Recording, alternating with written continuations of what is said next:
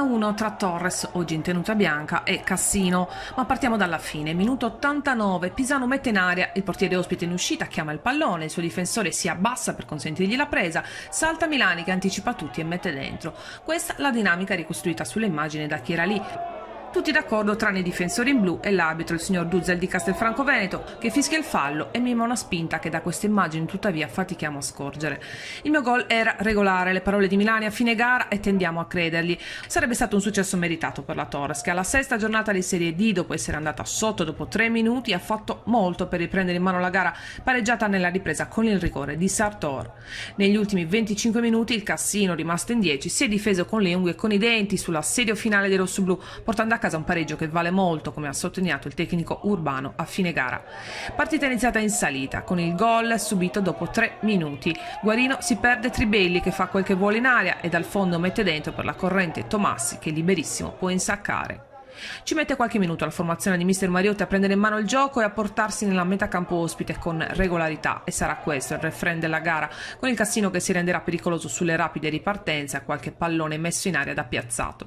La prima occasione per i rossoblù è all'11° con Cruz che, servito da uno sballato colpo di testa ospite, va a colpire in allungo ma senza trovare lo specchio a portiere battuto.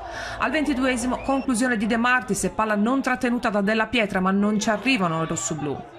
La Torres attacca sempre con più veemenza. Al 32° Milani strappa applausi su questa azione che lo vede combattere contro i due avversari, riuscendo a mettere al centro un pallone respinto in angolo. Sull'1° pallone messo in aria da Pisano non riesce Masala ad imprimere forza e precisione, para Della Pietra. Si va all'intervallo sotto di un gol. Nella ripresa mister Mariotti cambia, dentro Riccardo Pinna per Bianco e Sartor per Cruz. L'impatto sulla gara dell'argentino è subito forte, Milani ruba palla e lo serve in avanti, scompiglio al limite, l'arbitro lascia proseguire con De Martis atterrato, ancora Milani indemoniato mette al centro ma si salva il Cassino. Al 5° Sartor riceve dal limite e conclude in porta, palla intercettata da Carcione con un braccio e l'arbitro indica il dischetto nonostante le proteste degli ospiti. Dagli 11 metri Sartor è glaciale e firma l'1-1.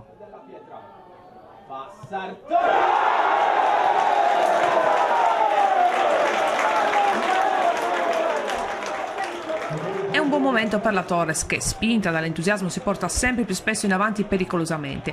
Il Cassino ha una buona chance al 18° con Prisco su ripartenza rapida e conclusione a botta sicura, ma Colombo sfiora e mette alto sopra la traversa. Al 24° Cassino che resta in 10 per il secondo giallo di Carcione, in ritardo su un lanciatissimo Milani nel termine di una bella azione con Ruiu.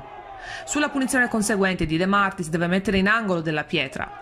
Dal corner non arriva di un soffio congio sul primo palo, Della Pietra si ritrova il pallone tra le mani e respinge sulla linea di porta, poi la conclusione di Milani è palla alta. Si gioca solo nella metacampo ospite con qualche concessione, come questa conclusione sul fondo degli ospiti controllata da Colombo.